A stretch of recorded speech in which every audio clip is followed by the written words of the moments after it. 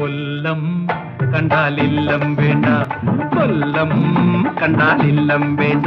അച്ഛൻ വീട്ടിൽ നിന്ന് ഇറങ്ങിയപ്പോഴത്തേക്ക് അച്ഛനൊരു വൈറ്റ് ചോക്ലേറ്റ് ആയിരുന്നു. അച്ഛനിപ്പോൾ ഒരു നല്ല ഡാർക്ക് ചോക്ലേറ്റ് ആയി. നടൻ ജി കൃഷ്ണകുമാർ കൊല്ലത്തേക്ക് വണ്ടി കയറിയത് ഒരുപാട് പ്രതീക്ഷകളോടെയാണ്. കൊല്ലം കണ്ടാൽ ഇല്ലം വേണ്ട, ജയിച്ച MP ആവണം, അത് കഴിഞ്ഞാൽ മന്ത്രിയാകണം, ഒരുപാട് സ്വപ്നങ്ങൾ അദ്ദേഹത്തിനുണ്ടായിരുന്നു. എന്നാൽ അദ്ദേഹത്തിന്റെ കണ്ണിൽ ആരോ കുത്തി, അറിഞ്ഞുകൊണ്ട് കുത്തി എന്നാണ് കൃഷ്ണകുമാർ പറയുന്നത്. പൊന്നിൻ സൂചിയാണെന്നാലും കണ്ണിൽ കൊണ്ടാൽ മുറിഞ്ഞു പോകുമെന്ന അവസ്ഥയായിട്ടുണ്ട് അവസാനം.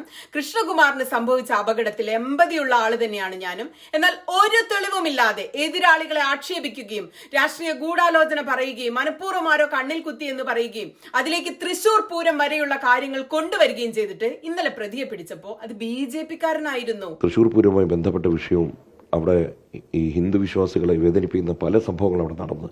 അപ്പോൾ അതിനെപ്പറ്റി നിശിതമായി ഞാൻ കമ്മ്യൂണിസ്റ്റ് പാർട്ടി വിമർശിക്കുന്നുണ്ടായിരുന്നു. കാരണം അവരുടെ കമ്മ്യൂണിസ്റ്റ് ഗുണ്ടകൾ ഈ പോലീസിനകത്ത് കയറിക്കൂടി അവരാണിത് ചെയ്യുന്നത്. ഇത് പറയുമ്പോൾ അവരുടെ ഓഫീസും മറ്റാൾക്കാരൊക്കെ അവിടെ എതിർഭാഗത്തുണ്ടായിരുന്നു, അവരുടെ പാർട്ടി ഓഫീസ്, ഇലക്ഷൻ ഓഫീസൊക്കെ. ഇത് കഴിഞ്ഞ് നമ്മൾ അടുത്ത വേദിയിലോട്ട് പോയി സംസാരിക്കുമ്പോൾ ഇവിടുത്തെ പോലെ തന്നെ കൂട്ടവും ക്രൗഡും ഉണ്ടായിരുന്നെങ്കിലും ഒരിക്കലും ഒരു തിക്കും തിരക്കും ഒരിടത്തും ഉണ്ടായിട്ടില്ലായിരുന്നു. അവർ മാലയിടുന്നു, ഷോളിടുന്നു, നമ്മൾ പോകുന്നു. ഈ തിക്കും തിരക്കിനിടയിലാണ് ആരോ ഒരാൾ എന്തൊരു സാധനം കണ്ണിലോട്ട് കുത്തി. കൃഷ്ണകുമാറിന് ഈ സംഭവം നടന്നപ്പോൾ ഒരു സംശയവുമില്ല, എതിരാളികളാണ്, CPIM ആണ് കണ്ണ് കുത്തിപ്പൊട്ടിച്ചതെന്ന് ഉറപ്പിച്ചു പറഞ്ഞു. തോൽപ്പിക്കാൻ നോക്കുന്നു. അല്ല, ആരാ ശരിക്കും ഇത് ചെയ്തത്? പർപ്പസ്ഫുള്ളി ആയിരുന്നോ ഇത് അറ്റാക്ക് എന്ന് തോന്നുന്നുണ്ടോ? ഇത് നമുക്ക് സംഭവിക്കുന്നത് വരെയും നമ്മൾ പ്രതീക്ഷിക്കുന്നില്ല. സംഭവിച്ച ആ സമയത്ത് ഇത് നമ്മുടെ മനസ്സിൽ കൂടി ഒരിക്കലും നമ്മളെ കരുതി കൂടി ഇങ്ങനെ ചെയ്യുന്നു നമ്മൾ വിചാരിക്കുന്നില്ല. കാരണം നമുക്ക് ശത്രുക്കളില്ല. ഇലക്ഷൻ സമയത്ത് നമ്മൾ രാഷ്ട്രീയപരമായി സത്യങ്ങൾ വിളിച്ചു പറയും. ഇത് കഴിഞ്ഞപ്പോഴാണ് അവിടുത്തെ ആൾക്കാർ പറയുന്നത് ഇത് ഇവിടുത്തെ പാർട്ടിക്കാരുടെ ഒരു കമ്മ്യൂണിസ്റ്റ് പാർട്ടിക്കാരുടെ ഒരു സ്ഥിരം പരിപാടിയാണ്, എന്തെങ്കിലും ചെയ്താൽ കൂട്ടത്തിൽ നുഴഞ്ഞു കയറി പലതും ചെയ്യുന്നതായിട്ട്. അണ്ണാമലൈ അദ്ദേഹമാണ് ഏറ്റവും തിരക്കുള്ളൊരു മനുഷ്യനാണ്. ഇന്ന് ഭാരതത്തിൽ PM-ഉം യോഗിജിയും മറ്റു മന്ത്രികാര്യങ്ങളൊക്കെ കഴിഞ്ഞു കഴിഞ്ഞാൽ സൂപ്പർ സ്റ്റാർ ക്യാമ്പയിനറാണ്. അപ്പോൾ അദ്ദേഹം വന്നിരിക്കുമ്പോൾ ആ പ്രചരണത്തിൻ്റെ ഒരു കൊഴുപ്പ് കൂടാൻ, അതുകൊണ്ട് അതും സംശയിക്കുന്നു. ഇന്നലെ ഈ സംഭവം നടക്കുമ്പോൾ ഇന്ന് ഇതൊക്കെ അവർ കാണുകയാണ്. നമ്മളെ എവിടെയോ തടയുക എന്നുള്ളതാണ് അവരുടെ ലക്ഷ്യം എന്നാണ് എന്റെ മനസ്സിപ്പോൾ പറയുന്നത്. ആരോപണങ്ങൾ അവസാനിക്കുന്നില്ല. അവസാന ദിന പ്രചാരണ ദിവസങ്ങളാണ്. എന്നെ മനഃപൂർവ്വം ചെയ്തു എന്നൊക്കെ കരച്ചിലോട് കരച്ചിൽ, കൂട്ടത്തിൽ മുഴുവൻ സംഖ്യകളും കൂട്ടക്കരച്ചിൽ. ആൾക്കൂട്ടത്തിനിടയിൽ നിന്ന് ആരോ ബോധപൂർവം കൃഷ്ണകുമാരനെ ആക്രമിക്കാൻ ശ്രമിച്ചു എന്നാണ് BJP-കാർ കരുതുന്നത്. പക്ഷേ ആരാണ്, എങ്ങനെയാണ് ആക്രമണം നടത്തിയതെന്ന് എന്നതിനെക്കുറിച്ച് കൃത്യമായ ധാരണയൊന്നുമില്ല. പക്ഷേ CPM-ന് ഒരു ആശങ്ക വന്നിട്ടുണ്ടെന്നും ജയിക്കില്ല എന്ന് ഉറപ്പാണെങ്കിൽ കൂടി വളരെ നാണം കെട്ട തോൽവി ഏറ്റുവാങ്ങേണ്ടി വരുമെന്നും കൃഷ്ണകുമാർ വലിയ തോതിൽ വോട്ട് പിടിച്ചാൽ അത് CPM-ന്റെ വോട്ട് നഷ്ടമായി മാറുമെന്നുമുള്ള ആശങ്ക CPM-നെ അലട്ടുന്നുണ്ട്. അതുകൊണ്ട് CPM-കാർ തന്നെയാണ് ഇതിന് പിന്നിൽ എന്നാണ് കൃഷ്ണകുമാറും അദ്ദേഹത്തെ സപ്പോർട്ട് ചെയ്യുന്നവരും ആരോപിക്കുന്നത്. ആർക്കും സംശയമേയില്ല, ഇത് ആസൂത്രിതമാണ്, മനഃപൂർവ്വം ചെയ്തതാണ്. മൊത്തം അലമ്പ്. മാധ്യമങ്ങൾ പോയി എതിർ സ്ഥാനാർത്ഥിയായ M. മുകേഷിനോട് വരെ പോയി ചോദിച്ചു, ഇനി മുകേഷ് അണ്ണൻ എങ്ങാനും ആണോ കണ്ണിൽ കുത്തിയത് എന്ന് വരെ ചോദിക്കുന്ന അവസ്ഥയുണ്ടായി. കൃഷ്ണകുമാർ നമ്മുടെ അടുത്ത ഫ്രണ്ടാണ്.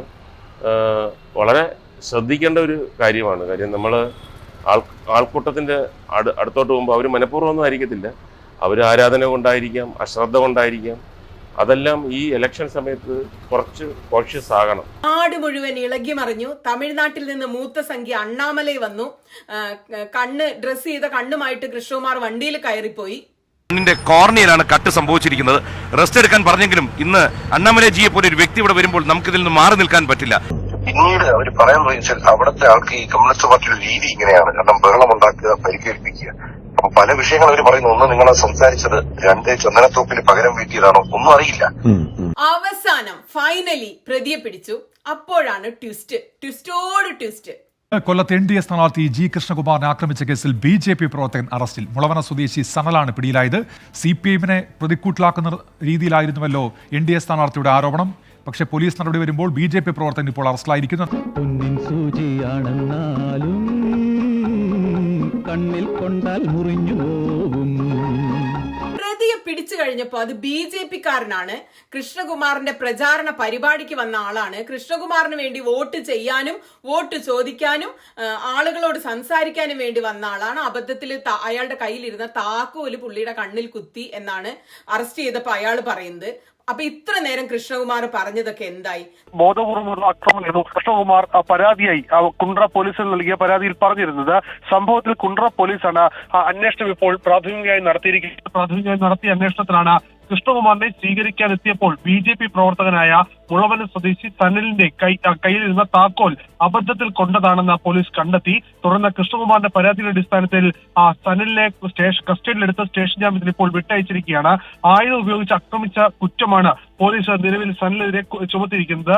നരേന്ദ്രമോദി ഇക്കഴിഞ്ഞ ദിവസം നടത്തിയ ഒരു വർഗീയ പ്രസംഗം നമ്മൾ കേട്ടു, രാജസ്ഥാനിൽ നടത്തിയ. വീണ്ടും അത് ആവർത്തിച്ച് പറയാൻ പോലും ഞാൻ ആഗ്രഹിക്കുന്നില്ല, അത്രയും വൃത്തികെട്ട വരികളാണ്. ഇവരുടെയൊക്കെ സ്വഭാവം ഒന്ന് തന്നെയാണ്. മൂത്ത പ്രധാനമന്ത്രി സംഘിയാണെങ്കിലും കൃഷ്ണകുമാർ സംഘിയാണെങ്കിലും ഇവർക്ക് ആളുകളെ അധിക്ഷേപിക്കണം, എതിരാളികളെ പറയണം, ഒരു തെളിവുമില്ലാതെ വൃത്തികേടുകൾ പറയണം. ഇത്രയും ദിവസം ഈ സംഭവം നടന്നിട്ട് കൃഷ്ണകുമാർ സംശയത്തിന്റെ നിഴലിൽ നിന്നെടുത്തിയത് CPIM-നെയും എതിർ സ്ഥാനാർത്ഥി മുകേഷിനെയും അവിടുത്തെ ലോക്കലായിട്ടുള്ള CPM പ്രവർത്തകരെയും ഒക്കെയാണ്.